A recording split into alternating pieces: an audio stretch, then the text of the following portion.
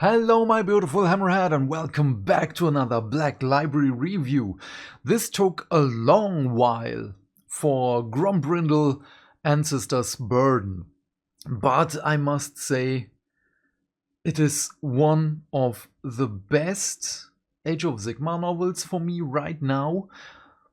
It's on top with Godsbane, and there are a lot of reasons for it. Yes, I know it took a long time for me to review this one, because of me moving, because of my headset falling apart, and being on a scooter and listening to something while air is rushing in is really difficult. So it was difficult to listen to this while having the time and everything. So I really need a new headset or in-ears for that, so I can review more Black Library novels while on the go. But yeah, this is right now this is the only novel that I can remember names of the characters, because I can remember the main antagonists, the main protagonists, the big names most of the time. But with this one, the main party, oh my god, I felt so good reading about them. No, not reading. Yeah, well, reading, because 400 years ago, when some dude was basically just narrating a book, that was also considered reading. So I'm gonna go with that route.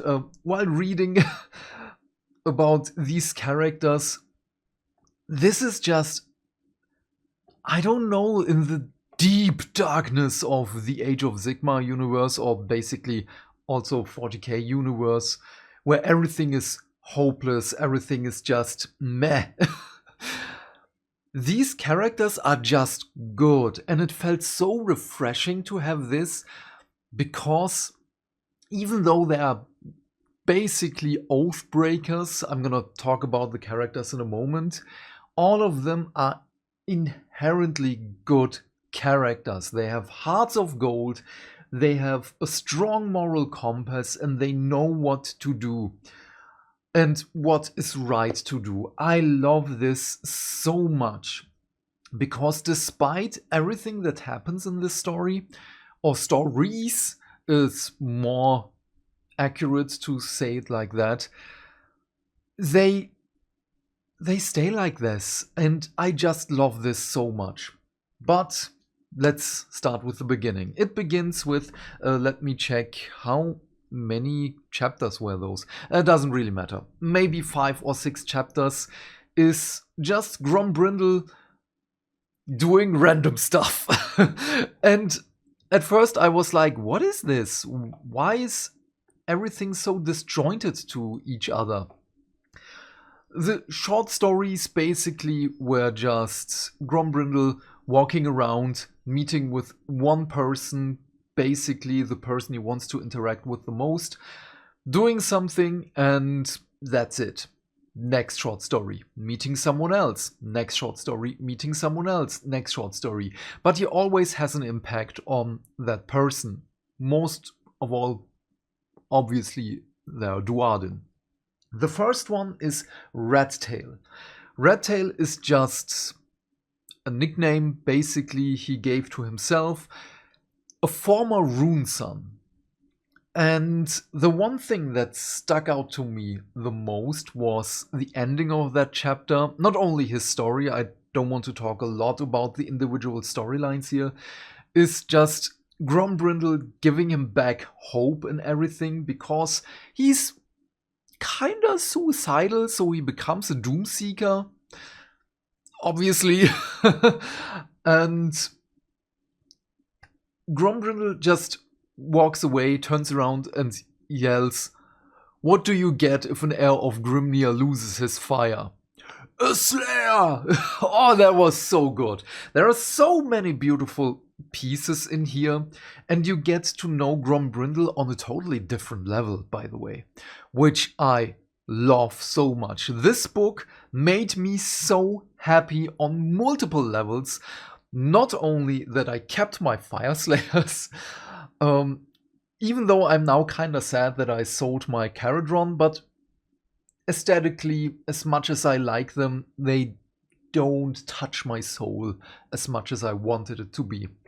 But then we of course have Dispossessed, we have Caradron, and we have a pair here. One of them is Gyronite Mage. It's a human, a dude, and we have his name was Sivan or something like that. And we have a Duardin, her name is Smirdi, and she's a Dispossessed from Greywater Fastness. I'm gonna talk about them a little bit more in a moment. Then we have ex-Vanari Blade Lord of the Lumineth, Nore? I forgot how to pronounce the name, I'm sorry. She's just such a good character. It's not an asshole Lumineth Realm Lord, which was also refreshing, but which kinda should be what Lumineth are? No, the different way. Lumineth should be like her. Just plain good, strong moral compass. I love that they're basically assholes like everyone else in the Age of Sigmar universe. But this is just an elf being inherently good. Nothing else to say here. I'm gonna talk about them, about her in a moment more. You can see that I'm really excited if you know my regular Black Library reviews here. Then we have Justek. Justek is... was he a princeling? I forgot. Let's just say he's a princeling or the son of a duke or something like that. It's just a normal human. But his descendancy is really, really important. And he is... oh, in Germany we say Dreh- und Angelpunkt, which basically everything revolves around him. Is that a phrasing? I don't know, please correct me. And not only because him, but also his descendancy and everything. But what is the thing why Grombrindal seeks them out? It's not only because they're all good-hearted and beautiful characters, it's also because they're basically all Oathbreakers. Lan, the Rune Son, now Doomseeker, he has no Urgold in him anymore. He ripped the Urgold out. He said, Grimnir, no. Get out of my house, basically. Sivan and Mirdi are the same. Sivan mostly with Alariel, of course, as he is a Jade Mage. And what was with Mirdi? She did something else. I think it was with the Runesmith or something like that. I forgot, but she also broke an oath.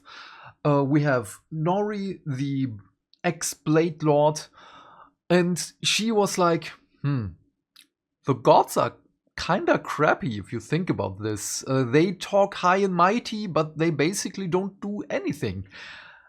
And so she just took the swords, the god-made swords, and was like, peace out. And Justek is... oh, is he an Oathbreaker? I'm not so sure if he's really an Oathbreaker. Let's talk about his descendancy first a little bit. And the overall story of the first short stories, because the book is separated into two parts. The short stories on how Grombrindal gets everyone together, doing the quest, and that's it. And then we have a whole different story. It's like in the first book, Wanderer's Chronicles? Was that the name of the book? I forgot. I'm sorry. Chronicle of a Wanderer. And now we have everyone there together. They're doing their thing. And they're looking for Grombrindal. That is the part 2 of the book, which is named The Maker's Promise. But what is The Maker's Promise? We will get to that in a moment. I'm sorry that I'm disjointed. I'm just so happy with this novel. So we have an old dispossessed fort, not fort, mine basically. I forgot the terminology for it. Doesn't really matter. It's an old Dwarden living realm, whatever. Let's just call it a fort, a mountain castle. And yeah, well, the Dwarden back then, they were really, really religious. They said the gods are infallible. Sigmar, Grimnir, Grungni, everyone, they're just the best. And then chaos came and messed everything up.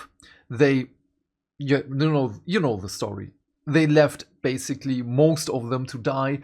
Some of them survived the attack of chaos and just spread all around the realms. Most of them to Gairan, some of them to Azir. And, well, Mirdi is one of these ancestors. So she came from that fort, which is in Shaiish and near Lethis. Was it near Lethis? Doesn't matter. Lethis is mentioned a lot. And so she and her ancestors went to Gairan, were in Greywater Fastness, and yeah, so she has a connection to them, which is kind of important here. Then, yeah, well, this fort is basically, everyone knows that it is there, everyone wants the treasures, but everyone who went there disappeared, went mad, or something else. And Grombrindal wants to... I don't want to spoil it, but I kinda have to. There is a curse there. And he can't do anything about it himself, so he has to assemble a team. This is basically the Avengers of Age of Sigmar, but in better. As much as I love Marvel comics, but yeah. What is my cat doing? So, it doesn't matter. They go there, Grombrindal is like, ha! You go in there, you do the thing, break the curse, and everything will be handy-dandy.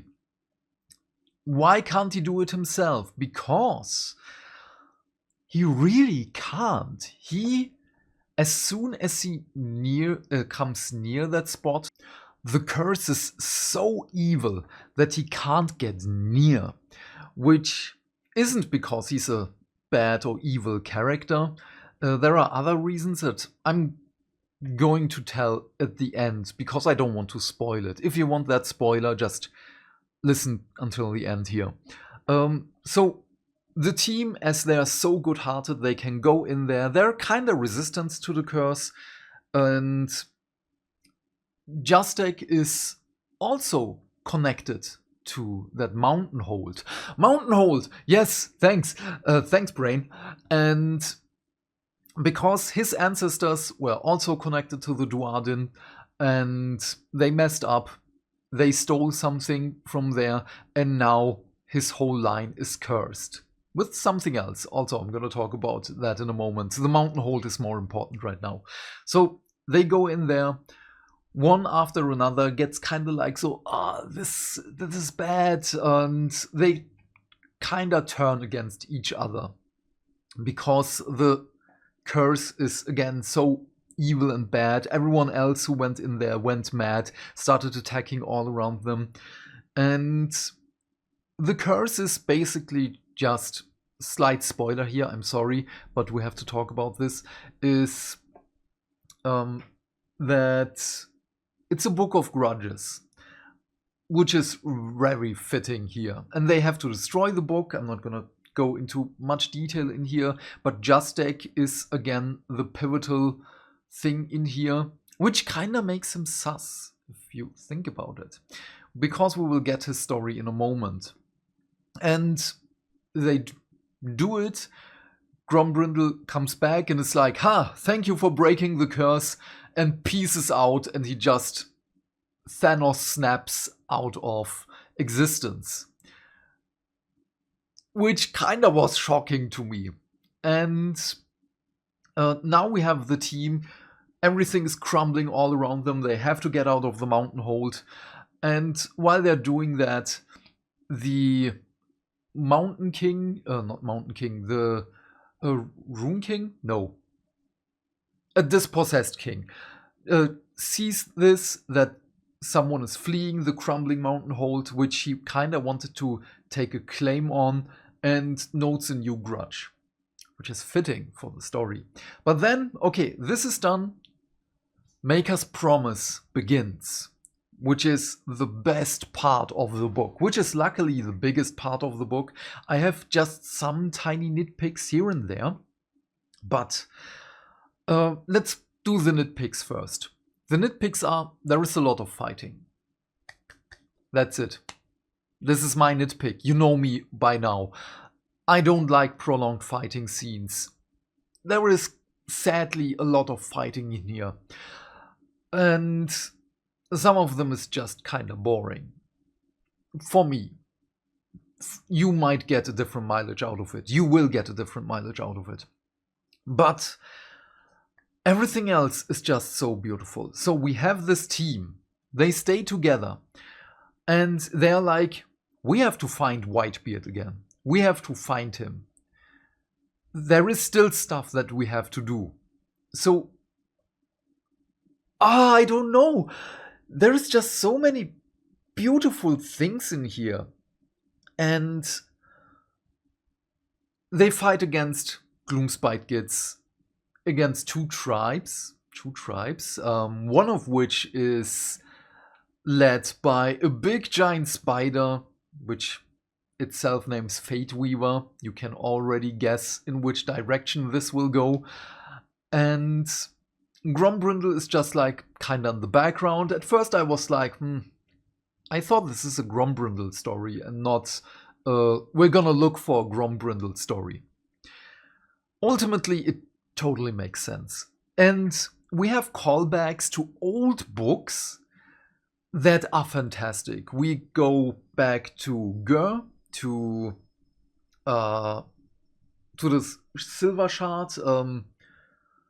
I forgot the name of the city. The one in which Callus and Toll had their first novel in.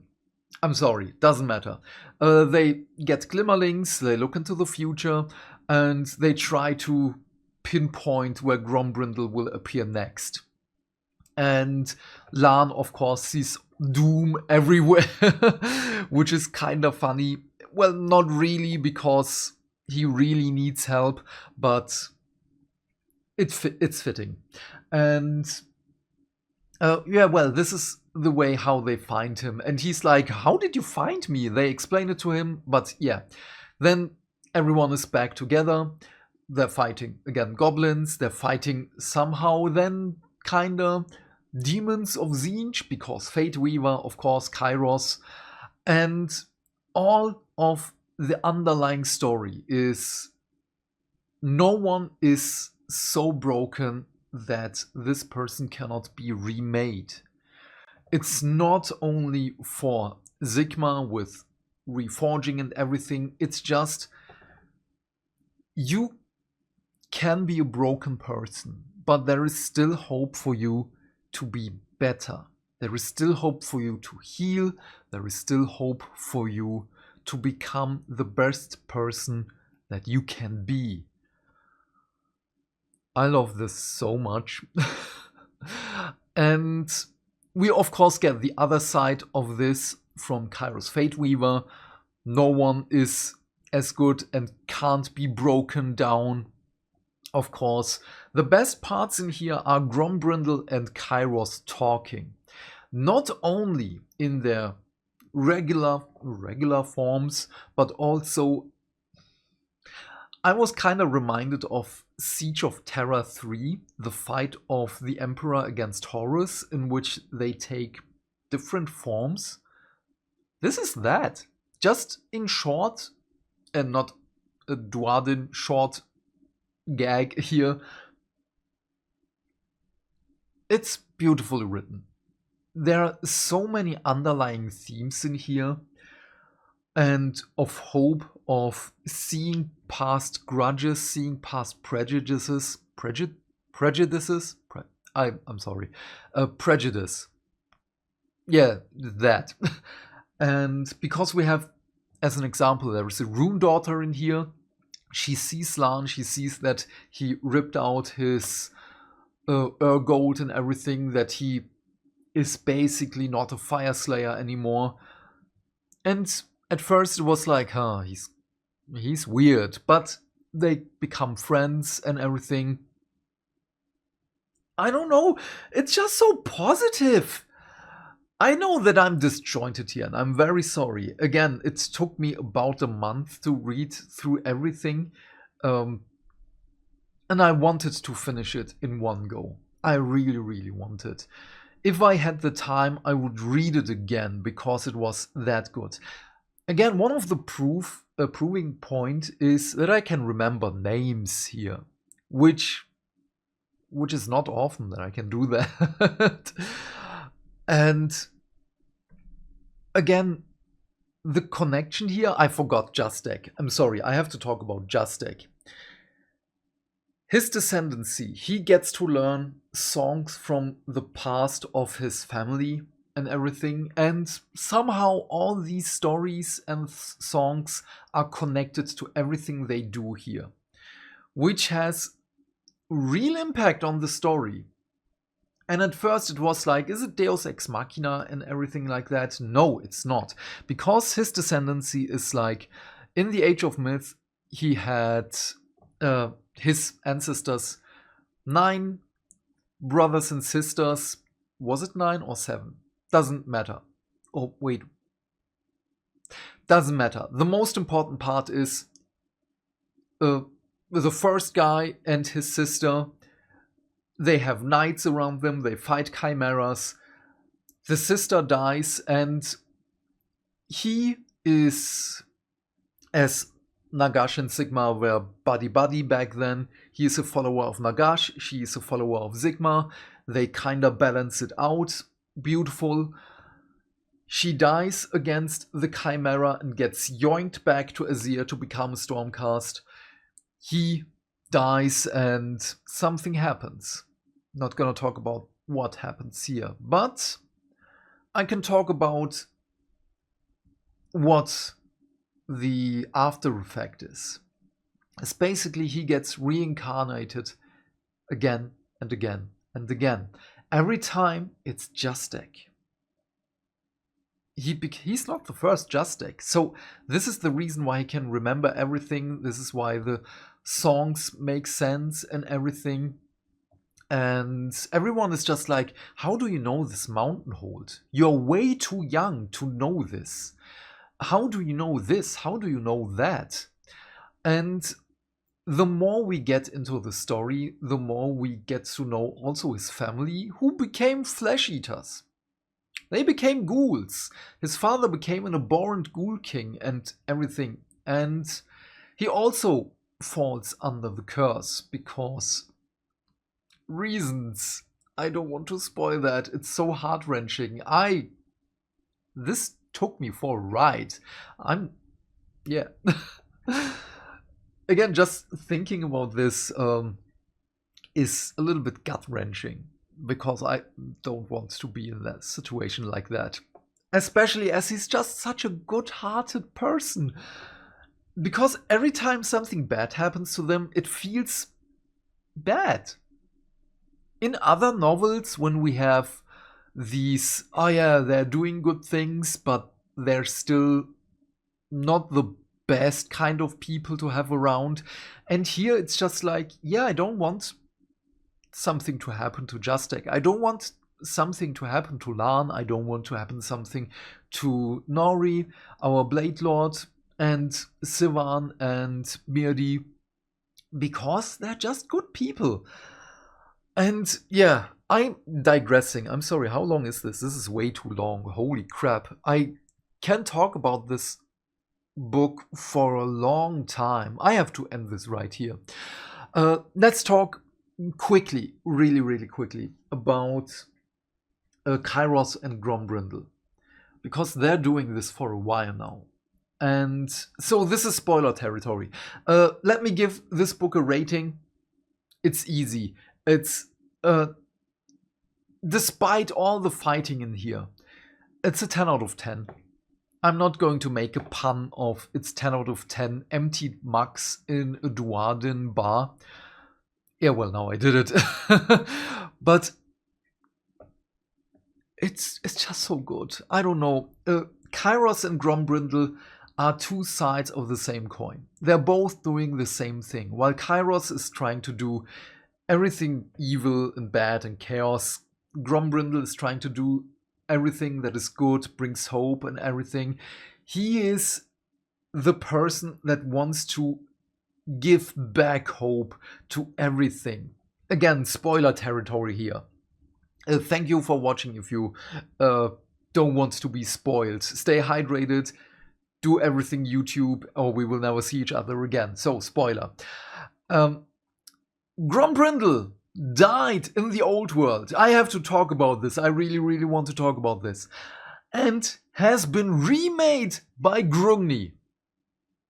This is one... this is so beautiful. I love Grungni. I just can't wait for Grungni to have a model. Please, please, Games Workshop, give us a Grungni model.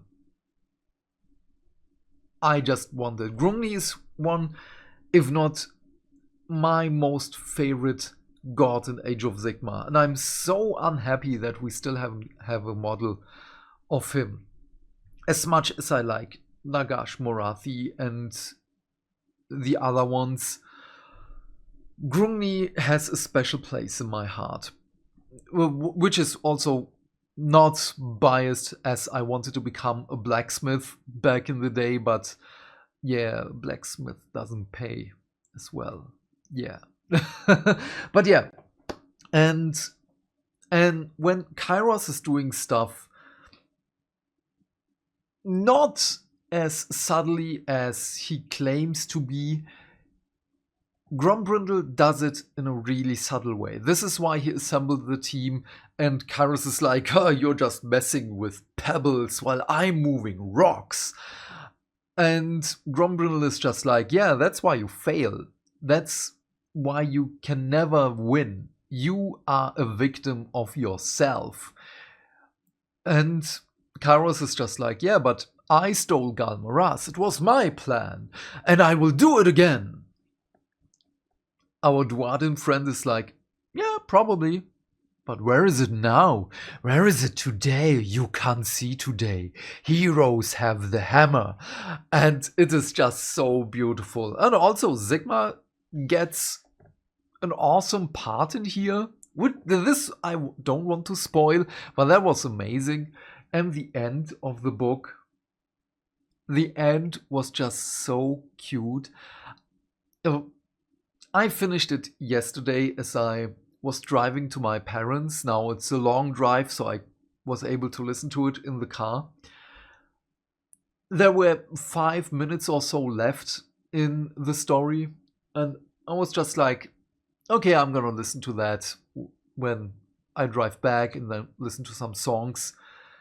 The ending part began, and I sat in my car, turned the engine off, and was like, no, I can't stop now. I have to listen to this. It's cute.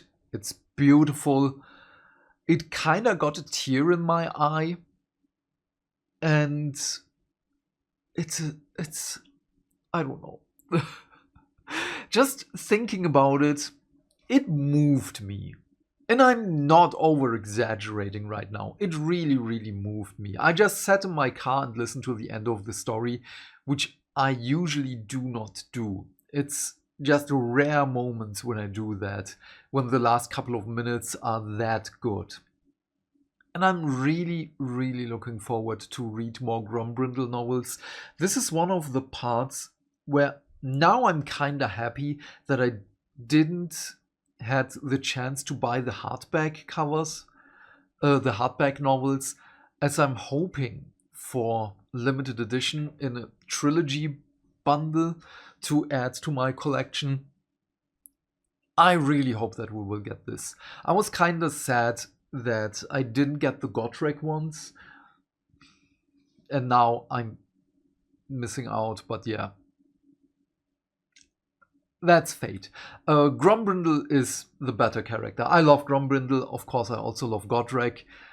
Even though I still have to by Grombrindal, but yeah, there were stuff happening. My package didn't arrive, was sent back, and yeah.